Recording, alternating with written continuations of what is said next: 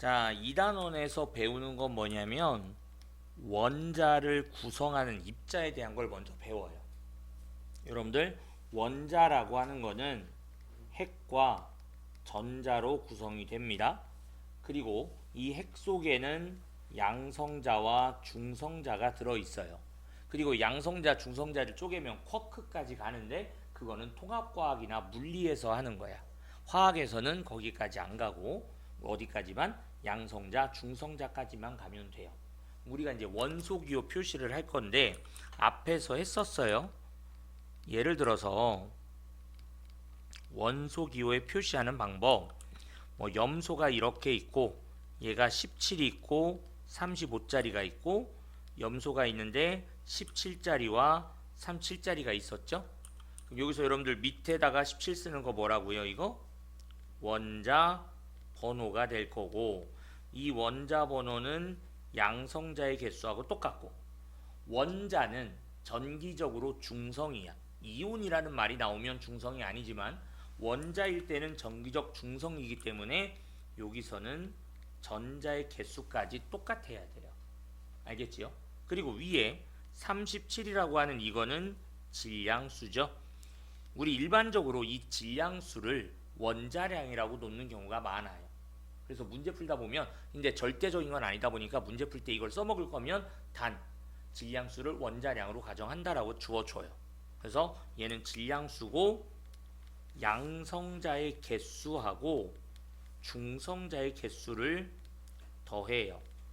그럼 여러분들 여기 두 가지를 볼게. 왼쪽 거나 오른쪽 거의 양성자 개수는 둘 다 17개지. 그지? 그런데 중성자 개수가 몇 개가 나와요? 18개하고 20개가 나오죠. 이렇게 중성자 수가 달라서 질량수가 다른 애들을 1단원에서 배웠다고. 동위원소라고. 그죠? 이거 동위원소 따지는 거 꼭 할 줄 알아야 돼요. 2단원에서 이거 문제 되게 까다롭게 나오고요. 우리 완전 이제 노가다 해야 돼요. 말 그대로. 좀 안 좋은 말이지만 노가다를 해야 되는 게, 어떤 원자들이 원소들이 나와요. 화합물들이 나와요. 그거 다 양성자수, 중성자수 세는 연습해야 돼요. 그래서 무조건 이렇게 서버릇하는 연습을 좀 하세요. 그래서 이제부터 제일 처음에 원자를 구성한 입자들 중에서 발견되는 것들 순서대로 이제 배울 거예요. 처음에 뭐 전자 발견되고, 두 번째 원자핵 발견되고, 그리고 양성자 발견, 중성자 발견 순서대로 모두 다 발견이 될 거야. 그럼 처음에 전자의 발견, 톰슨이 1897년에 발견을 했대요. 뭐 연도가 중요한 건 아닙니다. 음극선, 이 음극선은 이렇게 마이너스 전압과 플러스 전압이 있는 곳에다가 고전압을 걸어줬다? 그랬더니 뭔가 빛이 쫙 나가는 거야. 그 빛을 이 사람은 음극선이라고 명명을 했어요. 근데 음극선이 이 당시에는 아직 뭔지 몰랐다고. 그냥 빛이 나오니까 음극선이라고 이름을 붙여줬던 거야. 그랬는데 이놈을 여기다 쫙 쐈더니 여기 빛이 가서 부딪히는 게 확인이 됐죠. 이걸 음극선이라고 했어요. 그리고 이제 이걸 가지고 음극선의 성질을 알아보기 위해 실험을 4가지를 합니다. 그 4가지 중에 3가지 먼저 얘기를 할게요. 여기 고전압을 걸어서 음극선이 나가고 있었죠. 근데 여기다가 자석을 갖다 댄 거야. 그랬더니 얘가 휘고 있어. 휜다는 얘기는, 자기장 안에서 어떤 입자가 휜다는 얘기는 그 입자는 전기적 성질을 띠고 있다는 얘기예요. 즉 여기서 휜 걸 보고 음극선 너는 전하를 띠고 있구나 라는 걸 밝혀내게 됩니다. 그래서 음극선은 전하를 띈다라는 결론. 이 실험을 해석하는 게 시험 문제인 거예요. 그리고 두 번째, 음극선을 쐈다, 빛이었지, 뒤에 이렇게 그림자가 생겨. 여러분들 그림자가 생기는 이유는 빛이 직진하기 때문이죠. 빛이 꼬불꼬불 헤엄쳐서 다니면 절대 그림자 안 생기잖아요.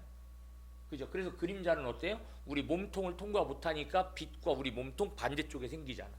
그지? 그래서 얘는 음극선도 직진하는구나 라고 역시 알려줘요.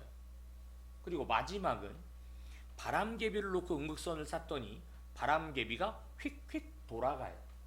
얘가 돌아간다는 얘기는 누가 때렸으니까 돌아가겠지. 그지? 여러분들이 길 걸어가는데 누구랑 부딪혀야지 여러분들이 걸어가던 경로가 바뀌겠죠? 안 부딪혔는데 경로 바뀌면 이상하잖아요. 그것처럼 얘가 돌아간다는 얘기는 음극선이 와서 얘를 때려. 뭘로 때려? 질량을 갖고 때리는 거야. 그래서 얘가 질량을 가진 입자라는 거죠. 우리 여러분들의 운동 선수들이 운동 그 스피드 다루는 경기 할 때 보면 대부분 몸에 쫙 달라붙는 옷이라든지 아니면 헬멧이나 그런 걸 썼을 때 바람의 저항을 최대한 적게 하는 걸 쓰죠. 그게 왜? 입자들이 많으면 이게 부딪히잖아. 부딪히면 저항이라는 게 생기겠죠. 그러니까 속도가 느려질 거 아니야. 그 저항을 최대한 작게 하려고. 그럼 이 입자를 좀 더 큰 걸로 가볼까? 우리들이 입자잖아. 여러분들이 이따가 문 앞으로 나갈 거야. 끝나고 갈 때 내가 문 앞에 서서 막고 있어봐. 그냥 안 막고 있을 때보다 걸어가기 나가기 힘들잖아요. 그죠? 입자가 막으면 가기 힘들어. 때렸기 때문에. 얘가 마찬가지. 질량을 가진 입자에서 때리니까 바람개비가 휙휙 돌아가는 거예요. 그래서 음극선의 성질 세 가지를 찾은 거예요. 전하를 띠고 있고, 직진하고 있고, 그리고 질량을 가진 입자이다 라는 걸 찾아낸 겁니다. 자, 이제 톰슨이 어떤 실험을 또 했는지 보세요. 음극선을 쐈어요. 아까 전에는 자석을 갖다 댔는데 주변에 플러스 마이너스의 전기장을 걸어준 거야. 그랬더니 이놈이 가다 말고 플러스 극 쪽으로 휘어요. 그럼 플러스 극 쪽으로 휜다는 얘기는 얘가 성질이 뭐다? 마이너스다라는 걸 알려주는 거겠지. 그지? 그래서 전자도 마이너스 성질 띠는구나 라고까지 밝혀내게 되는 거죠. 그래서 이제 전자 성질 세 가지를 외우면 돼요. 마이너스 전하를 띠고, 그리고 질량을 가진 입자고, 직진한다라는 세 가지를 기억하면 되는 겁니다. 전하를 띠는 입자라는 거는 이미 아까 저 전자기력을 했지만 여기서 마이너스 공격을 찾았으니까 마이너스 전한 걸 알아냈잖아. 그래서 한 거예요. 알겠지요? 그래서 음극선이 지나가는 길에 전기장을 걸어주면 음극선이 플러스 극쪽으로 휘고, 음극선은 질량을 가지며 마이너스 전하를 띠는 작은 입자의 흐름이라고 했고, 너의 이름을 이제 앞으로 전자라고 부를 거야 라고 약속을 한 거예요. 이렇게 해서 전자가 발견이 된 거예요. 됐지요? 자, 여러분들 여기 톰슨이 전자를 발견하면서 원자 모형을 얘기했잖아요. 근데 이게 원자 모형이요, 변천되는 과정이 있어요. 이 변천 과정이 어떻게 되냐면 첫 번째가 기억 돌턴이라는 사람입니다. 이 돌턴의 무슨 설?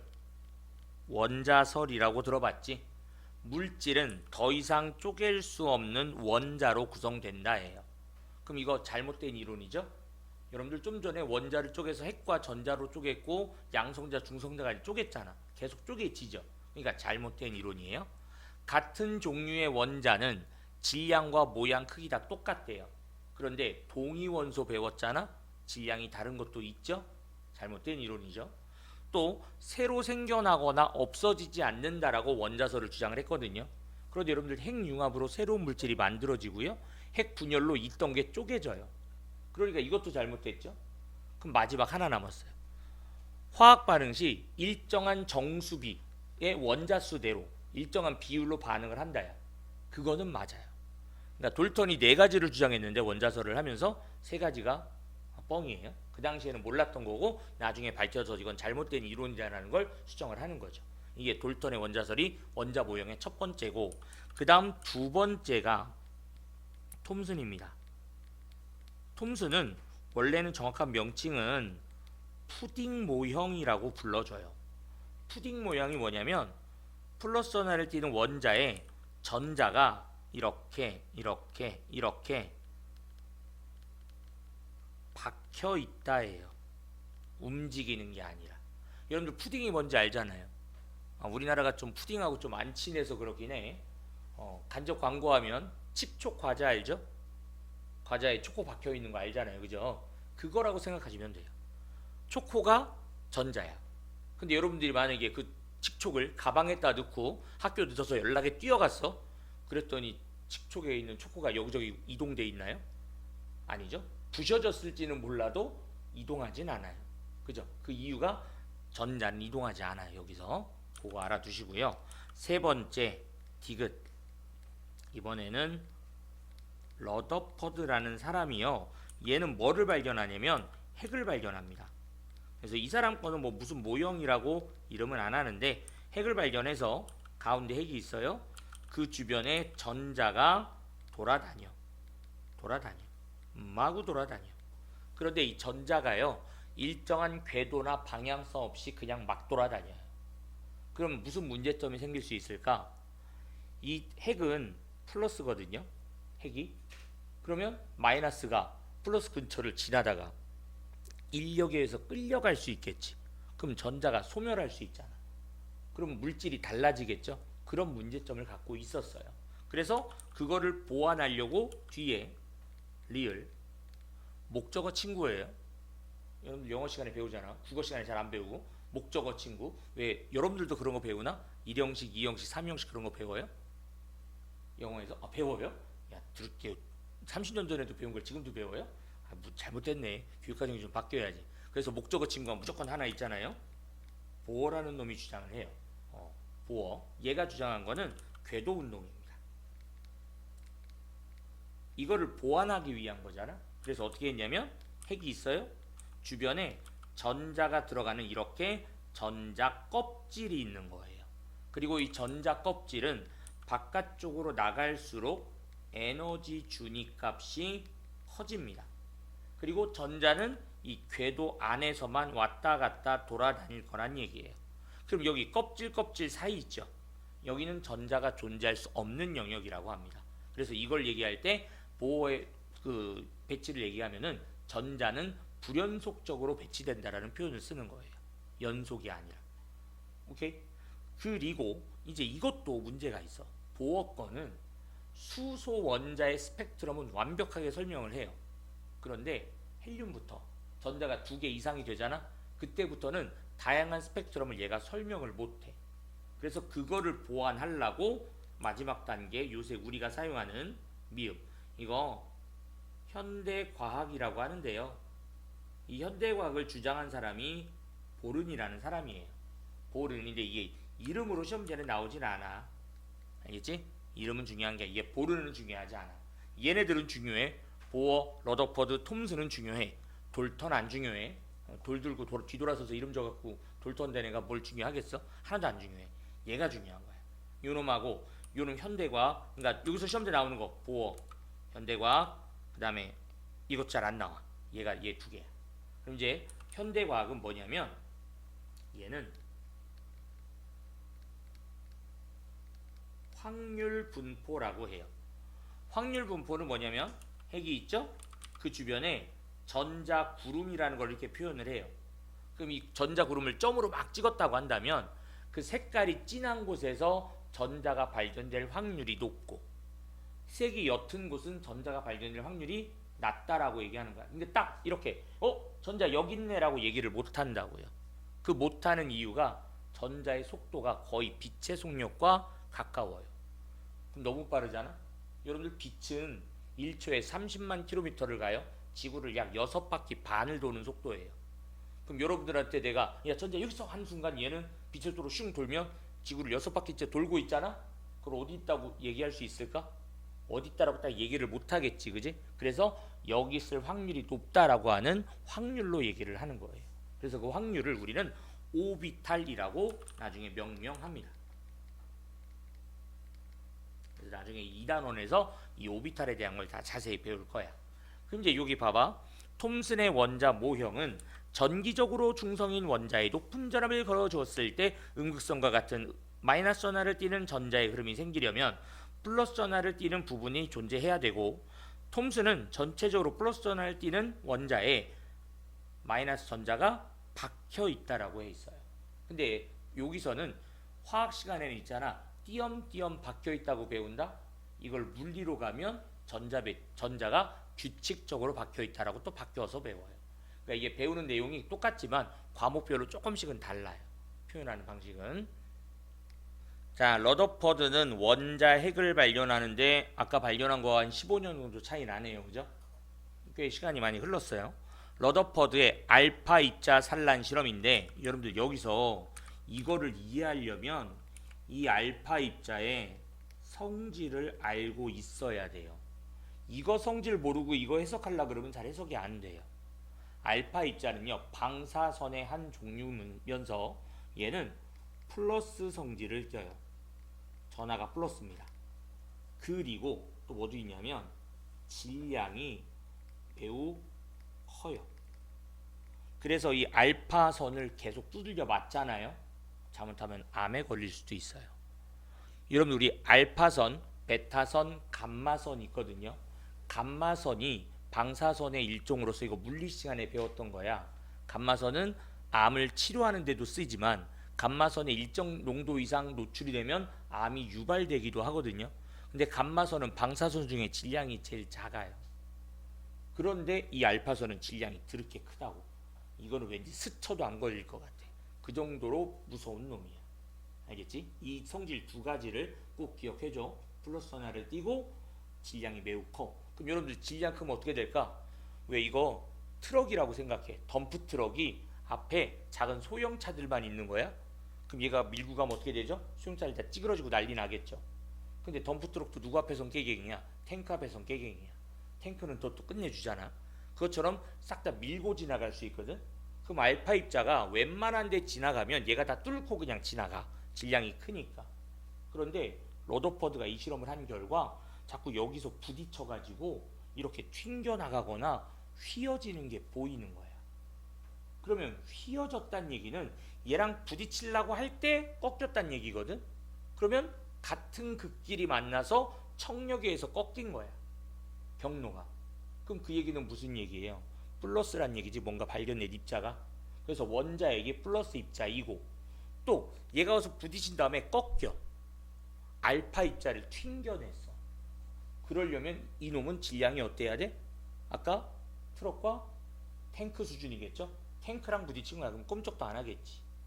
그지?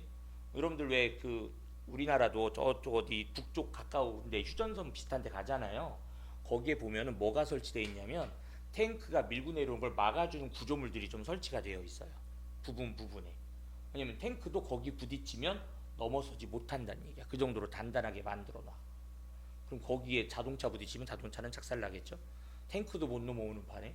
그지? 그러니까 얘 알파 입자가 방사선 중에 질량이 그렇게 큰 놈인데 이놈을 튕겨낸다고. 그럼 이제 여기서 알려주는 사실. 여기 있는 어떤 입자는 플러스 하나를 띄면서 질량이 얘보다 더 크네 라는 거 밝혀냈지. 그리고 알파선을 쐈는데 거의 다 직진을 해. 거의 다 직진하고 극히 일부가 이렇게 튕겨나가고 꺾이는 거야. 그럼 거의 다 직진한다는 얘기 뭐냐면 방해하는 애가 거의 없다는 얘기겠죠. 그죠? 즉 이 원자 핵의 크기가 매우 작다는 얘기예요. 그럼 여러분들 크기가 작은 거 부피가 작다고 할 수 있겠지? 부피 작고 질량 더럽게 크다 그랬잖아. 그걸 한 글자로 표현하면 밀도죠. 밀도라고 표현할 수 있잖아. 부피분의 질량이니까. 그래서 밀도가 매우 큰 플러스 하나를 띤 입자를 밝혀내게 돼요. 그거를 얘는 원자 핵이라고 명명한 거예요. 밝혀내는 원리를 알겠죠? 그러니까 이거 튕겨내고 그거 하는 걸 알려면 얘가 이성질이라는 걸 알고 있어야 돼요. 알파 입자의 성질을 알아야 되고, 그리고 매우 크기 작다 그랬지? 이거를 크기를 비교를 해주면 여러분들 그 축구하는 한 4만 명 들어가는 우리나라 월드컵 경기장, 그 월드컵 경기장 전체를 원자라고 해요. 거기다가 가운데다가 개미 한 마리 갖다 풀어놨어. 그럼 걔가 살짝 돌아다닌다고 쳐. 여러분들한테 내가 보내요. 개미 잡아. 아마 날 죽이려고 할걸? 이 새끼가 가능한 걸 시켜야지. 그지? 개미 잡고 밥 먹어 그러면은 아마 다들 굶어 죽을 거예요. 개미 못 잡아가지고. 왜냐면 너무 작아서 찾을 수도 없죠. 그 넓은 공간에서 개미를 어떻게 찾아요? 원자 핵이 그 정도 크기라고요. 그런데 더 웃긴 건 아까 전에 질량수가 양성자수와 중성자수의 합이었죠. 근데 걔는 원자 핵 속에 들어있잖아. 그럼 아까 전에 그 공소론도장 전체에서 원자 핵, 즉 개미 한 마리가 질량을 다 차지한다는 얘기야. 나머지는 다 그냥 빈 공간인 거야. 그래서 알파 입자가 막 그냥 지나간 거지. 그지? 여러분들이 만약에 한번 해봐. 여러분들이 알파 입자라고 생각해? 그 축구 경기장을 지나가다가 개미랑 여러분들이 부딪힐 일이 몇 번이나 있겠니? 로또 맞을 확률보다 낮아요. 그죠? 그러니까 거의 그대로 거의 다 직진할 거예요. 극히 일부만 튕겨나간 거죠. 이해 갔죠? 요게 바로 원자 핵의 특징입니다. 그래서 결론, 원자의 대부분은 빈 공간이고 중심에 플러스 하나를 띠는 원자 질량의 대부분을 차지하는 원자 핵이 존재한다는 걸 찾아내게 된 거야. 만약에 톰슨의 모형이 맞다면 이런 일이 벌어졌어야 돼. 전자에 비해 질량이 매우 작은 알파 입자를 매우 큰 알파 입자를 빠른 속도로 원자에 충돌시킬 때 대부분의 알파 입자는 금원자를 그대로 통과하고 일부의 알파 입자가 휘어질 뿐이지 튕겨 나갈 일은 없을 거란 얘기예요. 그런데 튕겨 나갔으니까 질량 큰 놈이 있다는 얘기겠죠. 더 큰 놈이. 그게 원자 핵이었던 거예요. 자, 요거 시험 문제가 어떻게 나오는지 보세요. 톰슨 일대의 이 그림과 러더퍼드 일대 이 그림 있죠? 이걸 두 개를 비교하는 그림 고르라고 나와요. 그림으로. 톰슨의 가정일 때 맞는 거와 러더퍼드의 가정일 때 맞는 거. 알겠지? 자, 러더퍼드의 원자 모형입니다. 중심 핵이 가운데 자리 잡고 있고 주변에 전자가 돌아는 당기는데 지 멋대로 당긴다고요. 알겠죠? 자, 그다음 이제 양성자의 발견. 이 양성자를 처음 발견한 사람은 골트슈타인이라는 사람이에요. 그런데 이 골트슈타인이 실제 양성자를 발견했는데 얘는 그게 양성자인지를 몰랐어요. 그래서 그걸 발견해 놓고 그냥 이름을 너 양극선이라고 이름 붙여놨는데 나중에 숟가락 얹어요. 누가? 좀 전에 배웠던 러더퍼드가 숟가락 얹으면서 야 네가 발견한 거 이 새끼야 수소 원자 핵이야. 그 수소 원자 핵이 양성자야 라고 얘기를 해줘요. 그러면서 지가 발견한 것처럼 이제 주장을 하죠. 옛날 과학자들은 그런 사람들이 되게 많아요. 여러분들 이거 보셔야 돼요. 수소 1과 1입니다. 그럼 얘는 구성 물질이 양성자 하나밖에 없어요. 왜냐면 질량수가 1이니까 중성자가 0이란 얘기죠. 그럼 얘가 반응을 해가지고 수소 11 양이온이 되면 전자 하나 빠져나오지. 그지? 그럼 얘는 이 주변에 이렇게 전자가 돌고 있었는데 이 전자가 빠져나갔잖아. 그럼 얘는 이제 뭐만 남아? 양성자 하나만 남지? 이거를 얘가 찾아냈던 거야. 그러니까 이 실험을 어떻게 한 거냐면 골트슈타인이 이렇게 수소 기체를 소량 집어넣고 양쪽에다가 높은 전압을 걸어줬어요. 그럼 앞에서 러더퍼드가 발견한 전자가 있었겠죠? 그 전자가 플러스기 가서 막 부딪히는 게 확인이 돼요. 그래서 이제 러더퍼드 네가 발견한 거 내가 다시 봤어. 그러고 끝나려고 했는데 조금 있다가 마이너스기에서 뭔가 부딪히는 게 확인이 되는 거야. 그러자 얘가 놀래죠. 이 새끼 뭐야? 우리가 그동안 모르던 물질이 있네? 그러면서 그거를 마이너스기 가서 부딪히니까 뭐라고? 플러스 성질을 띠는 입자라고 생각을 했겠죠. 그래서 그 이름을 양극선이라고 이름을 붙여줬던 거예요. 진공방전관에 소량의 수소기체를 넣고 방전시킬 때 플러스에서 마이너스 극쪽으로 이동하는 입자의 흐름을 발견하고 이를 양극선이라고 하였다. 오케이. 자, 그러면 양성자의 발견은 러더퍼드가 진짜인 거예요. 양극선이 플러스 전하를 띤 입자인 수소 원자핵이라는 것을 알게 되었으며 이 입자를 양성자라고 명명한 거야. 오케이? 그래서 양성자 발견한 거 우리가 책에서는 골트슈타인 하지만 나중에 실제로 러더퍼드라고만 나와요. 그 다음에 자, 러더퍼드는요 헬륨 원자핵의 전하량은 양성자의 2배예요. 그런데 질량은 양성자의 4배라는 거에 뭔가 이상함을 느꼈죠. 그러면 질량을 뭔가 더 늘어나게 하는 어떤 물질이 존재한다고 생각을 했겠지. 그래서 질량이 크고 전기적으로 중성인 입자가 존재함을 예측을 한 거예요. 그래가지고 어떻게 이제 체드윅이 실험을 했냐면 베릴륨이라는 원자가 있었단 말이죠. 여기에다가 방사선, 알파선을 꽝 하고 충돌시킨 거야. 그럼 질량이 매우 큰 입자가 와서 부딪혔지? 그럼 얘가 뭔가로 쪼개지겠죠? 그 쪼개질 때 전자 튀어나가는 거 확인했고요. 양성자 튀어나가는 거 확인했어요. 그런데 중간에서 아무런 정기적 성질을 띠지 않는 입자가 튀어나가는 거 확인한 거지. 너 정기적으로 중성이네? 그러니까 너 이제 앞으로 이름은 중성자야 라고 이렇게 명명하게 된 겁니다. 그래서 중성자 발견 체드윅 베릴륨 원자핵에 알파 입자를 충돌시키는 실험에서 전하를 띠지 않는 입자가 방출되는 것을 발견하고 이를 중성자라고 했다. 전하를 띠지 않기 때문에 존재를 밝혀내기 어려웠고요. 원자를 구성한 입자 중에서 제일 늦게 발견되게 되고 중성자의 발견으로 헬륨 원자핵의 질량을 설명할 수 있게 되었고 원자를 이루는 전자, 양성자, 중성자가 모두 밝혀지게 되는 게 됐어요. 되십니까? 자, 원자를 구성하는 입자 좀 전에 이제 다시 한번 쓸게요. 했었던 거지만 원자가 핵과 전자로 구성되고 이 핵 속에는 양성자와 중성자가 들어있죠. 그죠? 그래서 계속 원자는 플러스 원을 띠는 원자핵이 중심에 있고 그 주위에 마이너스 원을 띠는 전자가 운동하고 있다. 원자핵은 플러스 원을 띠는 양성자와 전하를 띠지 않는 중성자로 구성되고 원자의 지름은 10의 마이너스 10승 미터 정도이며 원자핵의 지름은 10의 마이너스 15에서 마이너스 14승 정도로 매우 작다. 원자핵의 크기는 원자의 크기에 비해 매우 작아요. 아까 전에 얘기했듯이 그 운동장 비교했던 거라고 생각하면 돼. 그 정도로 작고요. 요 표가 중요합니다. 요 표. 전하량이란 양성자와 전자는 전하량의 크기는 같고 부호가 반대야. 그래서 양성자 대 중성자의 전하비가 중성자가 아니라 전자죠. 양성자와 전자의 전하비가 1대 1이에요. 그리고 양성자 한 개, 전자라고 할까? 전자 한 개의 전하량은 1.6 곱하기 10의 마이너스 19승 쿨롱. 단 전자니까 마이너스가 붙으면 되겠지? 요 숫자 정도는 외우고 있는 게 좋아요.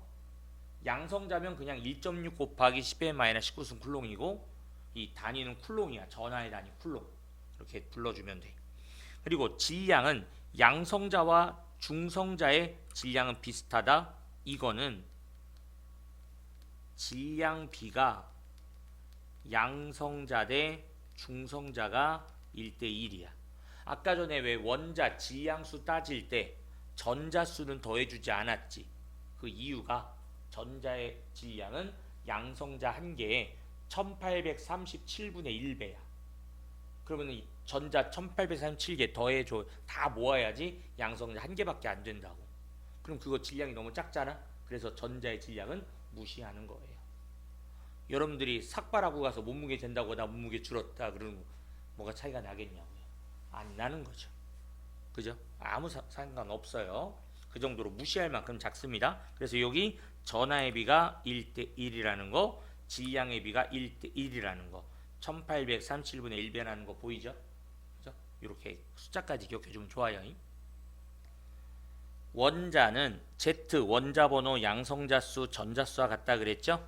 A는 질량수고 양성자수와 중성자수의 합이다. 자, 나트륨은 원자 번호 11, 질량수 23.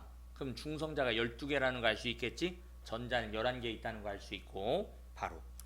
그리고 이제 동위원소란 원자 번호는 같은데 중성자 수가 달라서 질량수가 다른 애들이죠. 이 동위원소는요. 어떻게 보냐면 특징이 화학적 성질이 똑같고요. 동위원소는 밀도, 녹는 점, 끓는 점 등 물리적 성질이 다르게 나타나요. 질량수가 달라서. 그러니까 화학적 성질 같고 물리적 성질이 다른 겁니다. 자, 여기에서 얘가 플러스 전자 한 개. 여기 한 개 한 개면 이 그림만 봐서는 누가 양성자인지 알 수 없지. 근데 이 그림을 보는 순간 이 빨간 게 양성자라는 거 바로 알 수 있죠. 이거 누가 양성자고 중성자를 따지는 거는 원자일 때는 전자수로 따지는 거야. 전자수와 똑같은 놈이 양성자수가 되는 거예요. 차이가 나면 중성자가 돼야겠죠. 물론 이온일 땐 또 달라요. 이온일 때는 양성자 전자수가 다를 수 있지만 원자일 때는 똑같아야 돼요. 그런 것들로 개수 세는 것도 봐주시고요. 자, 다음은 용기 가와 나에 들어있는 염소 분자에 대한 자료이다. 가에는 염소 35와 염소 37의 혼합기체가 나에는 35, 37 기체가 들어있다. 가와 나에 들어있는 기체의 전체 양은 1몰이다 라고 써있어요. 각각. 그럼 여기 전체 1몰 들어있고 여기도 1몰 들어있죠. 그럼 여기서 이제 가를 먼저 해석을 해줄게요. 가에 보면 CL과 CL이 결합한 거예요. 그리고 얘가 이렇게 써있는데 35, 35짜리가 결합한 거 하나, 그리고 37, 37이 결합한 거 하나가 있는 거야. 근데 이게 몇 몰씩 있는지는 몰라. 두 개 합한 게 1몰인 거예요. 그죠? 그 다음에 나루 갈게요. 나루 가면 CL 35짜리와 CL 37짜리가 결합한 게 얘는 1몰 있어요. 그럼 1몰이니까 요 앞에다가 분자식에다 이렇게 1 쓰면 되겠지? 1몰 있으니까. 그럼 여기서 얘네들 분자량을 한번 써볼게. 얘 분자량은 두 개 더해 70이에요. 두 개 더해요. 74. 얘 두 개 더하면 72가 되겠지. 그지? 자, 여러분들 여기서 이제 잘 봐야 될 거, 이게 동위 원소는 질량수가 35짜리와 37짜리 두 개밖에 없죠. 그런데 이 두 개를 더한 분자량은 세 가지가 나올 수가 있는 거예요. 알겠나요? 그래서 시험지에서 잘 물어보는 게 분자량이 세 종류가 있어. 그러면서 동위 원소는 몇 종류냐 물어봐. 그럼 두 종류만 있으면 세 가지가 나와. 이거밖에 안 나와 시험 문제는. 알겠죠? 세 가지라서 세 가지라 그러면 안 돼요. 두 가지의 동위 원소가 있는 겁니다. 그리고 이제 여기 Cl 35의 원자의 양은 가에서가 나에서의 1.5배래요. 그러면 한번 해봅시다. 여러분들 여기 35짜리가 이거 몇 몰 있다는 얘기죠? 나에서 Cl 35짜리 원자가 1몰 있죠? 1몰. 그지? 그럼 여기는 1.5몰이니까 2분의 3배니까 가에는 1.5몰 있겠지. 그럼 이제 이렇게 써보자. 얘를 X몰이라고 써. 그럼 얘는 1-X몰이 될 거야. 따라서 가에서 35짜리의 원자 수는 35짜리의 원자는 2X몰 있지? 그지? 그러면 2X 따라서 2X몰이 얼마가 돼야 돼? 1.5몰이 되니까 따라서 X는 4분의 3몰이 되겠죠? 그죠? 그래서 요 놈이 4분의 3몰이 있고 요 놈이 4분의 1몰의 분자가 있다는 걸 알 수 있지. 그래서 두 개 합한 게 1몰이 되면 되는 거예요. 여기까지 찾았죠? 그리고 이제 원자량은 이거랍니다. 가에서 Cl과 이거의 양을 각각 구하라 했으니까 아까 전에 계산했지?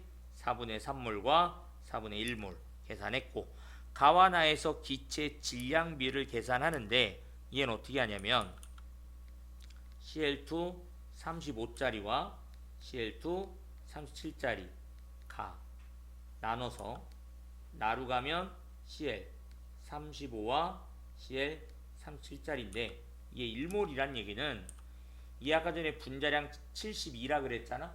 그럼 1몰이니까 72g 있으면 되겠죠. 그죠? 얘는 4분의 3몰 있고 얘는 4분의 1몰 있잖아. 그럼 질량은요. 질량은 어떻게 구하지 얘들아? 질량은 몰수에다가 곱하기 분자량 하면 되는 거지. 그지? 그럼 얘는 4분의 3몰 곱하기 70 더하기 4분의 1몰 곱하기 74죠. 그죠? 그럼 이거 두 개 더하면 얘 질량과 얘 질량이 있으니까 질량비가 나오겠지? 그지? 산수는 안 할게요. 10번은 그림은 원자. 이 단어도 잘 봐야 돼. 원자니까 전기적 중성. 양성자수와 전자수 같다. 그걸 꼭 기억하고 XZ의 구조다. 전자 한 개 있죠. 그럼 빨간 거나 회색 중에 누가 양성자인지 모르잖아. 하나씩 있으니까 여기로 왔다. 전자 하나 있네. 그럼 빨간색이 양성자인 거 알았지. 회색이 중성자지. 그럼 이렇게 나오는 순간 얘들아 원소 기호로 표시를 해주세요. 수소인데 1과 2짜리고요. 수소인데 1과 3짜리인 거예요. 그래서 얘는 이름이 중수소. 얘는 3중수소가 될 거고 XY는 동위원소가 되겠죠. 근데 얘는요. 원자 번호가 2번이 되고 질량수가 3이죠. 그럼 얘랑 얘랑은 동위원소가 안 되잖아. 대신에 Y와 Z의 질량수는 같죠. 그렇게 해석이 될 거예요. 그러면 동그라미 빨간 게 양성자고요. XY는 동위원소니까 화학적 성질 같고 물리적 성질 다르겠지. 질량수의 B는 X는 2고요. 그 다음에 Z는 3이죠. 2대 3이지. 그지? 왜 3대 5라고 하는지 모르겠지만 2대 3이 돼요. 먼저 봅시다. 가를 보면요. 산소가 연결되어 있고 16과 16짜리가 1몰이 있고요. 산소 18과 그리고 산소 18짜리가 똑같이 1몰이 있잖아요. 그죠? 그러면 가에서 먼저 양성자 수와 중성자 수를 다 더해요.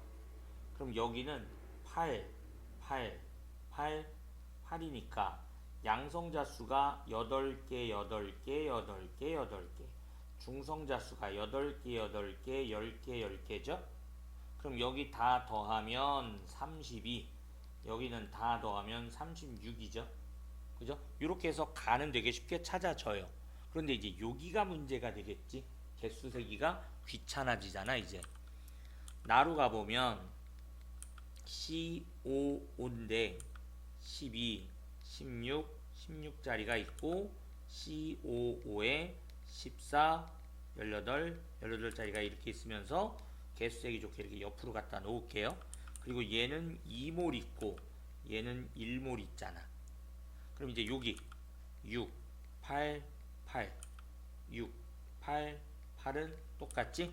그럼 양성자 개수 16에다가 6 하니까 22. 그럼 여기는 44죠. 더하기 22가 되겠죠. 그죠? 16에 6이니까 양성자는 이렇게 되고, 그리고 중성자의 개수는 여기가 몇 개예요? 6개죠? 그럼 6, 8, 8 이거 똑같네. 그러면 여기는 똑같이 44는 똑같이 나오죠. 중성자가. 그런데 대신에 여기는 어떻게 나와? 여기 8개, 중성자가 10개, 10개니까 28개가 되겠지? 그지? 이렇게 달라졌지? 그래서 여기서 이제 노가다를 해가지고 다 셌잖아? 그러면 양성자 수의 비, 중성자 수의 비를 물어보네? 가와 나에서. 여기 양성자 32개고 여기 양성자 몇 개죠? 66개. 여기는 72개. 이렇게 세면 되겠네. 그러면 이게 1대2는 아니지? 이게 1대2지? 그지? 기억니은이 다 틀렸네. 그리고 난 다음에는 요놈의 분자량을 물어봅시다. 얘 분자량 32, 얘 분자량 36, 얘 분자량 44죠? 요거 분자량은 이거 다 더해요. 36에다가 하니까 50이네요. 그죠? 분자량을 더하면. 그러면 얘는 32, 36이 1몰 있으니까 여기 질량은 68g이 되는 거야. 그죠? 그리고 여기는 50과 88이죠. 50과 88을 더하면 얼마예요? 138인가요? 그죠? 그럼 이걸 2로 나누면 34 대 69가 나오잖아요. 이렇게 풀어내면 돼요.